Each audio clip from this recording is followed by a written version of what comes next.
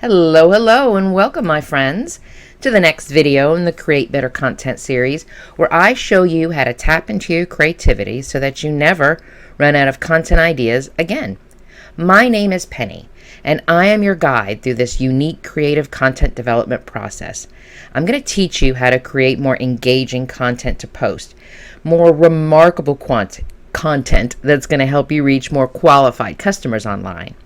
And if you'd like to learn more about creativity and how this can help you develop your content marketing plans, I would love to see you hit that button below and subscribe to this channel.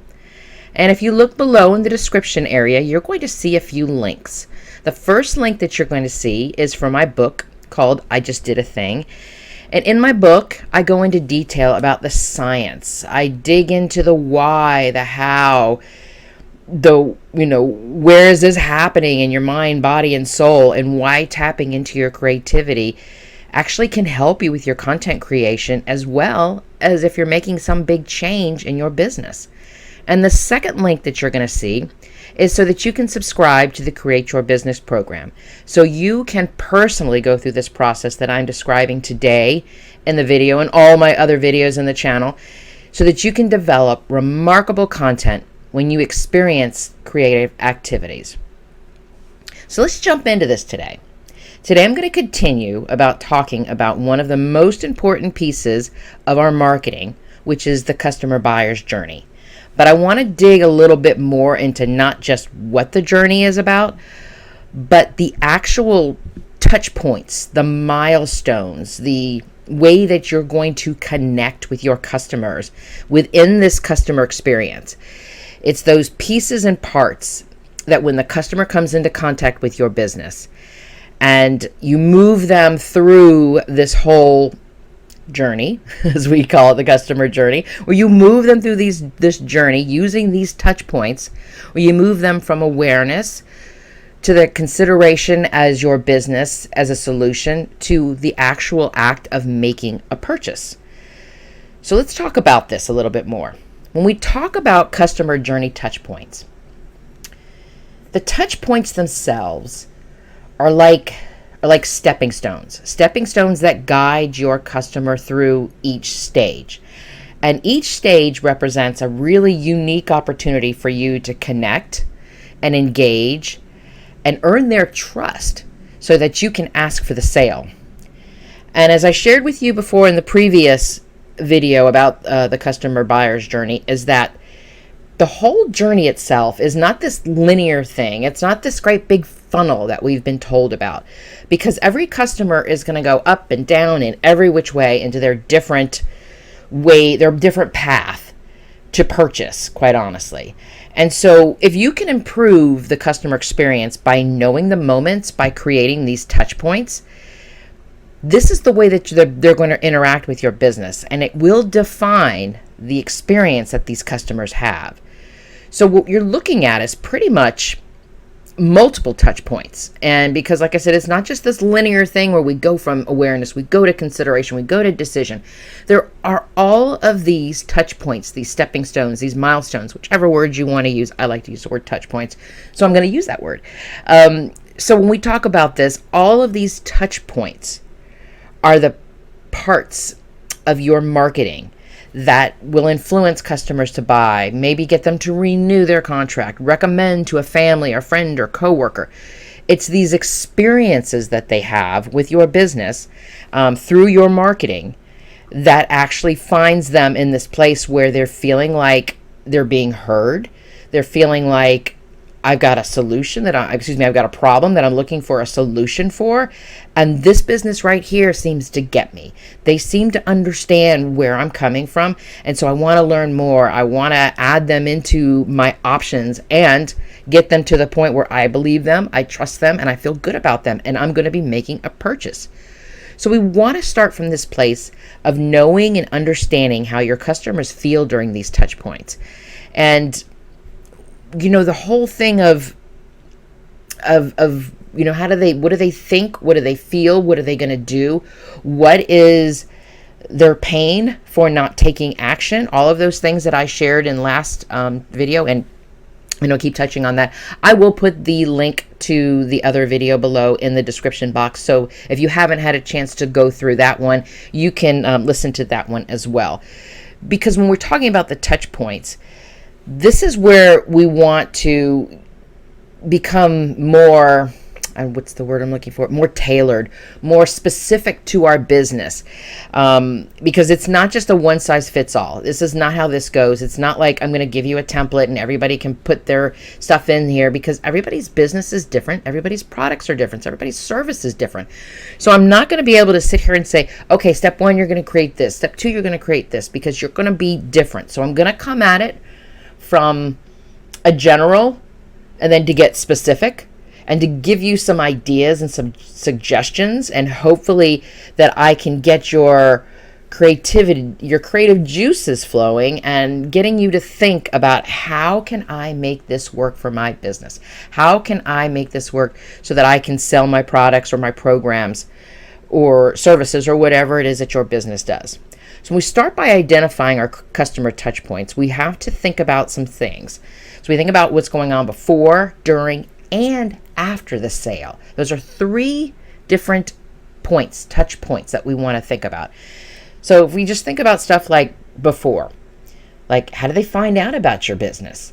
Did they find you through social media? Did they happen to see an online review? Maybe somebody posted something in a Facebook group about you, or maybe it was just good old-fashioned word of mouth. So before they've even connected with you, think about how they even found you. And when we think about the during the point was, okay, they found you, they are involved with your content that you're creating, they're getting to know you, they're looking at you and considering you. That's why they call it the consideration stage. The consideration stage of understanding of, maybe this is a business that's going to help me solve the problem and the challenge that I'm dealing with. And so you want to think about things like, what channels or platforms did they use? The point of sale, where were they able to connect with you from that point? Did they find your website? Did they go to your online store? Again, was it something that maybe a friend referred it to them? How did all of this happen? How did they get to this? How did they actually get to the place of consideration where they have learned about you, and they're downloading some information and getting on your email list? And the next thing that we want to think about too is after. What happens after the sale? I realize that a lot of people are saying, okay, the customer journey is like, so we want to get them from awareness to consideration to the decision and making that sale. But there's a lot of things that happen after the sale, because it's not just about making that one sale or signing on that one client. We want customer loyalty. We want brand advocates out there. We want people that are going to be shouting from the rooftops about how much they appreciated our service. They love the program that they were in. This product was amazing. We want things to happen after the sale. So think about what happens after the sale. And that includes everything from customer service, how you respond if they've got questions or even returns. How's your product support? Did they get on your newsletter? Are they still interacting with you even after they've bought something from you? So we want to think about all of these things that get wrapped into the customer touch points, about before, during, and after. So it's not just like, oh, I've made the sale, we're done now, because it's not. Because our goal isn't just to make that one sale. The goal is to create loyal customers. And for that to happen, the customer buyer's journey needs to have these touch points along the way. So let's get a little bit more specific here. So let's talk about some examples of like direct contact, where your business is involved in the interaction directly with customers, potential customers, current customers, and hopefully loyal customers. So we can look at things like advertising. And that could be digital advertising. That could even be print advertising. There's a lot of people who still send out postcards. So we could think about advertising from that perspective. There is radio, there's still cable, there is still advertising out there, not just the digital format. But most of us most likely are going to fall into the category of, at one point or another, utilizing Facebook ads, Instagram ads, banners, those types of things. So advertising is one of the best ways that we can start that before type of touch point. And obviously social media. Social media is huge. And social media can actually help us with all of those before, during, and after. Because we could do before with some of the awareness content, where we can have people, running searches on things that they're looking for. And because of the keywording and maybe the SEO, that the search engine optimization that we're able to use with our content, we're able to come up in searches where somebody might not have even known that our business existed, but they were looking for their solution. So social media is a huge piece of before, during, and after, because it would be wonderful when you got a loyal customer who is just, singing your praises on any of their social platforms, talking about you. And my favorite line is, "I'm not being paid to say this. I just love this product." And that happens on social media too. So that's something that we talk about, the after part, those touch points like there. Some other things that we can look towards as examples are those welcome, thank you type of emails. When somebody downloads something, we want to welcome them and maybe send them a little bit of an email sequence. So those are great touch points. Obviously your stores, either if you have a physical store or an online store, those are great customer touch points too, because we can put some copy in there. We have some opportunities for them to download some free, valuable information.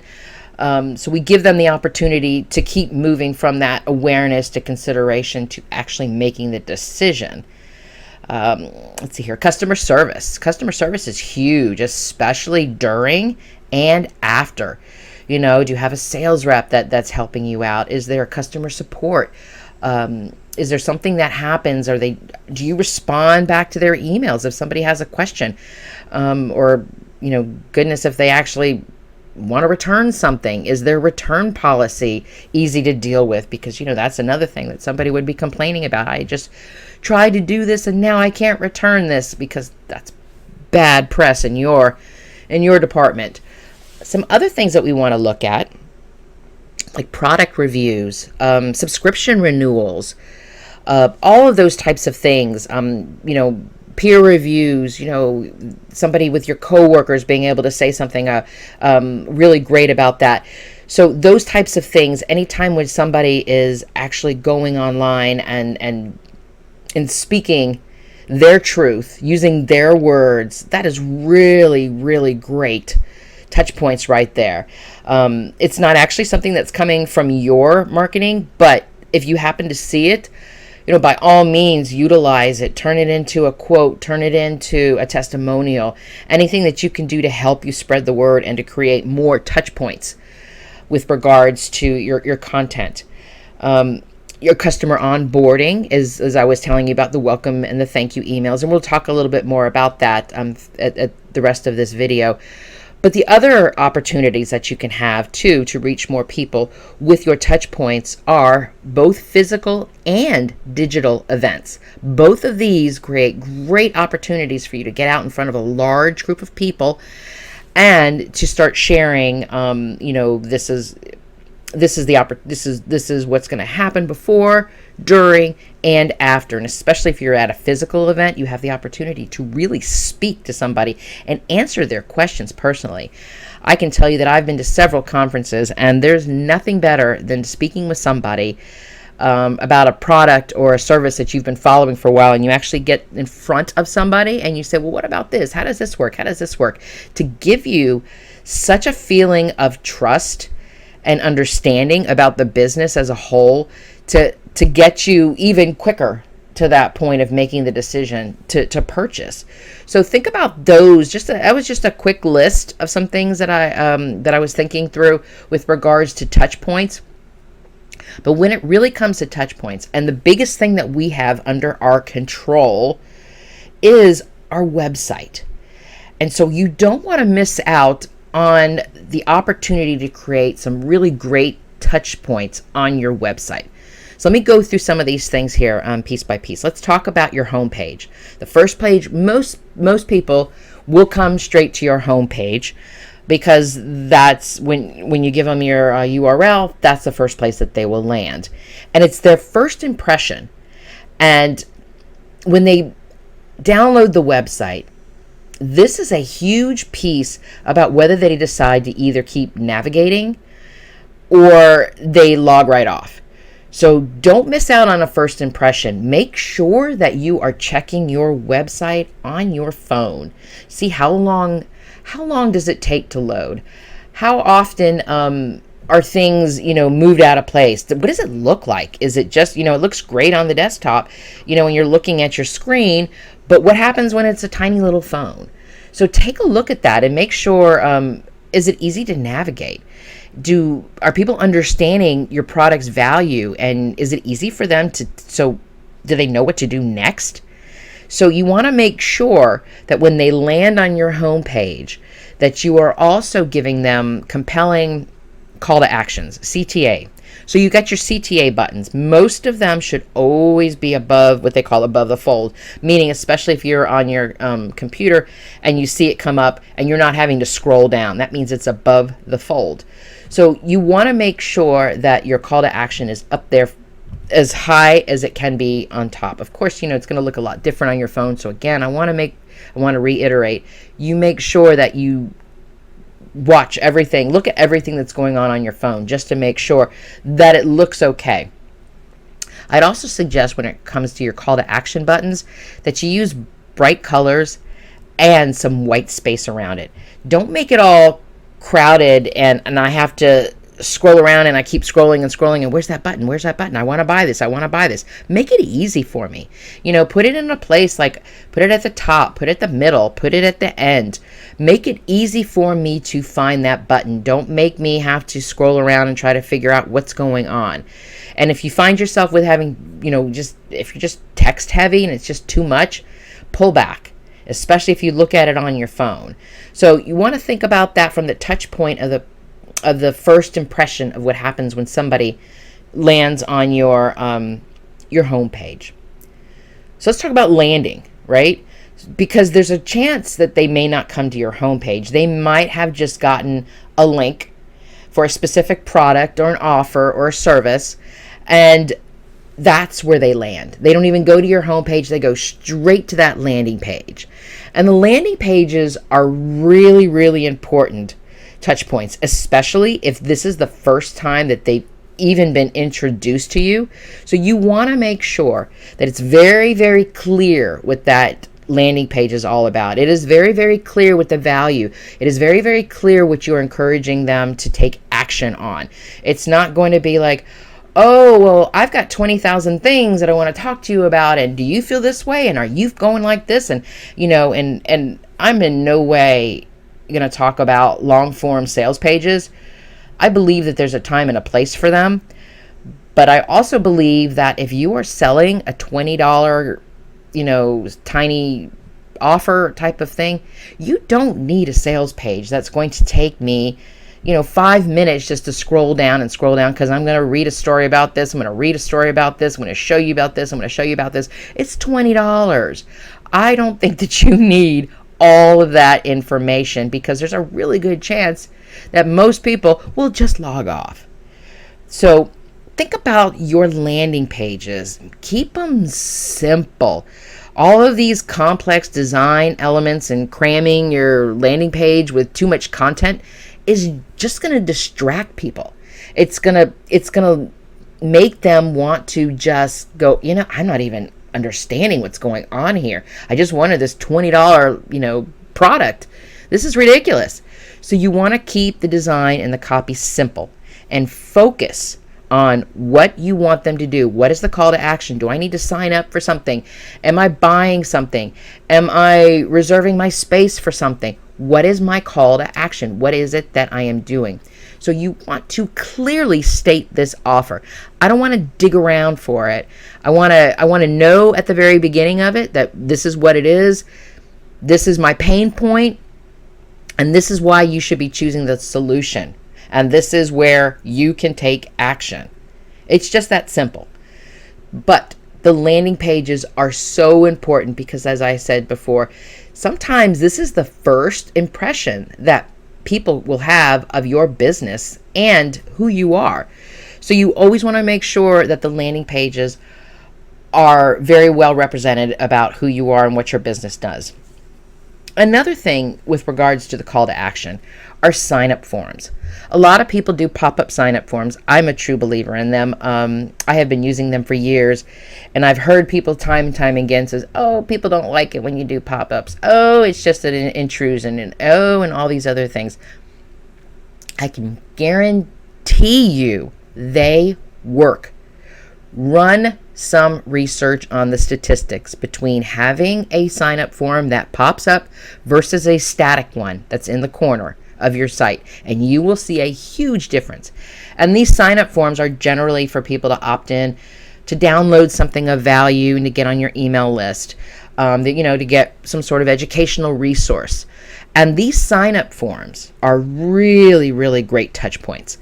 And it's not just about growing your email list, but you have the opportunity that when they sign up to set up a welcome email sequence. And that welcome email sequence is a huge opportunity of touch points. It's that first email where here's your fun thing, here's your free thing, and this is who I am, and this is how I can help you. And then another email saying, here's some other resources. And another email saying, if you need some help, you can go to this page, or you can watch this video, or, somewhere, so on and so forth. But that whole sign-up form process, that whole email sequence is a really fantastic way that you can provide them with some value and how it's going to help them solve their problems. And when you take them through that email sequence, and when you really spend some time crafting those touch points, that is a great opportunity for you to start developing trust with somebody, to let them know that, yes, you do get them, you do know how to help them, and you can help them solve what they're being challenged with. Other touch points that you want to look into are blog posts, or if you house videos on your site. Both blog posts and videos are really, really important touch points, because this is a great opportunity for customers to actually know more about, it's one thing to read some sales copy, because we can all write sales copy, and my goodness, we can just run a search on ChatGPT and we can get, some sales copy there. So sales copy is one thing, but when you've written a blog post, or you've done a video, and it's your voice and it's your information, and this is how I see it, it establishes your credibility. It establishes your thought process, your leadership, and your expertise in this area. And it helps them better understand your products or your programs. So when we think about blog posts or videos, or whatever it is that you use to transmit your content on your site, this is content I'm referring to that's on your site, not content that you are putting on social media, not content that you're putting on TikTok, or you're putting on YouTube, on somebody else's site. I'm referring to content that is specific to your website. So it's either a blog post, or maybe you've got videos on there. However you create your content, either one works just as well, because they're both giving you this opportunity to build trust. You're showing the people, you're showing somebody who's reading this or watching this, that you understand their pains, and you're helping them evaluate their options. And in a way, this touch point can help them make a decision about whether that they want to buy from you, whether they want to work with you. So you want to make sure that the blog posts and the videos that you are creating and putting on your site are SEO optimized, so that people can find you. Because as I said before, the landing page could have been that somebody went straight to your blog post and they didn't go to buy an offer. They didn't look at your homepage. They went straight to that blog post page. So that blog post page could help a potential person learn more about you and your business. So make sure that when you are setting up your blog post or your video pages, that you do optimize for SEO. You want to make sure that the headlines are there, that the content and the images and the text and all of this stuff is optimized with keywords, targeted keywords, so that you can show up in a Google search or however form of search engine that somebody is trying to find you. Another fantastic opportunity for touch points that you will get through your website is the onboarding experience. And the onboarding experience is not just about people who are working with clients. And if you work directly with clients, you'll know exactly what I'm referring to. When you get a new client, you take them through the onboarding process where you're saying, okay, what are your struggles? What do you hope to achieve? You have several series of questions that you have them go through and you work through, and that's how the onboarding process works with regards to how you can help them through your service. But onboarding also connects with content and the products that you could be selling as well. So yes, the onboarding is a great touch point to use when you are working one-on-one with a client, but they also have the opportunity to create onboarding type touch points where your potential customers are getting value, like with free resources, downloads, content upgrades. Those are part of an onboarding process too, because they're going to learn how to use your product. They're going to understand the features of your services. You're increasing their satisfaction and their trust with you, because what's happening is you're going to show them, let's say that they've bought a product. And so part of your onboarding is you send them, you've just bought this product. Let me give you some great tips and some resources about how to use it.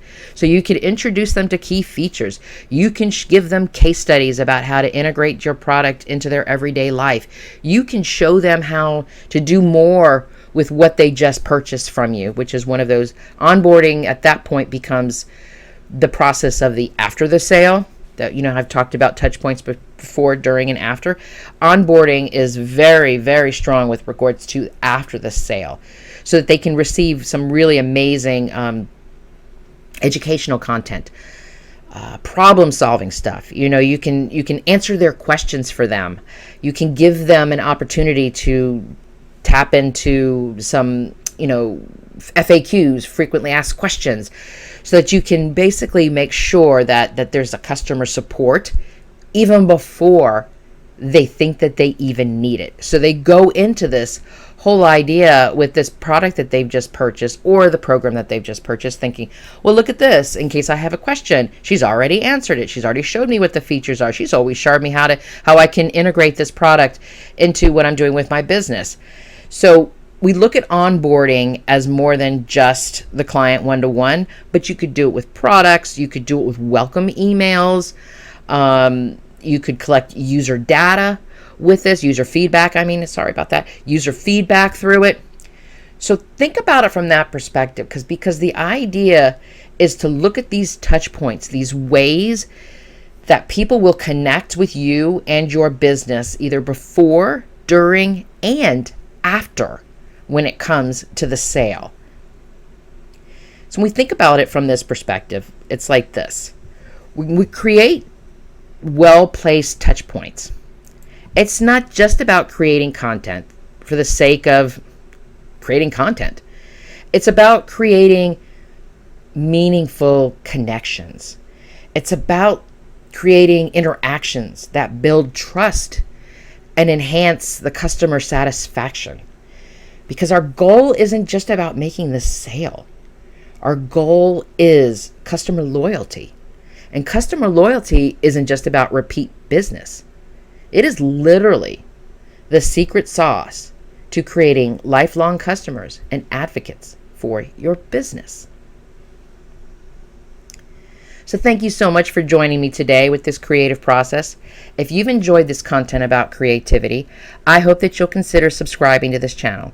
And if you're ready to dig into the deep work of developing your content marketing strategy, the link is below so that you can subscribe to the Create Your Business program. You will stop saying, I am stuck and I don't know what to do with my marketing messages. And you'll start believing that you know what to do to come up with those marketing messages and how you're going to see results. Seriously, folks, if a self-study program in a subscription box had a baby, it would be the Create Your Business program. It's for entrepreneurs who are ready to tap into their creativity so that they never run out of content ideas again. You are magnificent, my friend, and let me be the first to say, I'm proud of you. Until next time.